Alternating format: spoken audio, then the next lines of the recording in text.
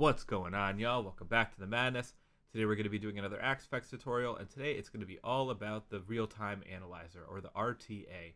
This is pretty cool because you can take a look at your signal in the frequency domain, which is where it really matters, and kind of get an idea of what's actually happening within the signal you're sending into After Effects, or a part of the chain that you kind of want to isolate and take a look at.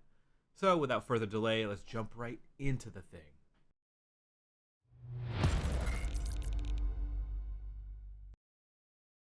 Alright guys, so what exactly is going on with the real-time analyzer? What's the beef?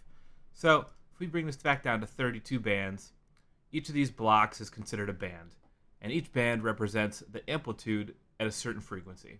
So you can move your mouse around the top left of this little visualizer. You can see exactly where your mouse is located in hertz. So x-axis is the hertz, or frequency, the y-axis is the power. So, we can see that at this current spot right here, we're at like 550 hertz, and that is like kind of where the main juice of my voice is coming from. So that's what's going on there. And then over here we've got 4 different inputs, or 4 different ways to mess with this thing: decay time, input select, bands, and window type. You can just take my word for it. The Blackman just makes these peaks. If you increase the bands up a little bit, makes them a little bit more narrow, because it's a super kind of in-depth engineering term. You can go and look them up if you want to. You can go and check them out on Wikipedia or something like that. I'll give you the math, but I don't think you guys are really interested in that.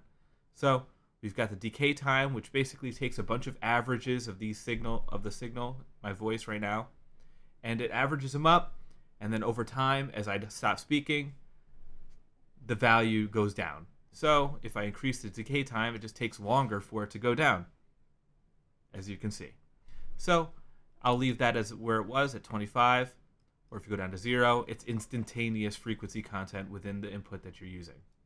So around 40, it's fine. So input select, left, right, or left and right. Pick whichever one you want. If you're using only left, if you're using only right, or both. Bands, we can make this a little bit more high fidelity. You can see all the little peaks and valleys within your voice's signal as you want to. Now, in order to really demonstrate, seeing something change, maybe an effect being used, I'll increase the use of this filter, which has currently got an LFO attached to the frequency, where you'll see this valley, which is a notch filter, 4th order, just swinging across the entire 20 kilohertz spectrum. So let's go ahead and do that.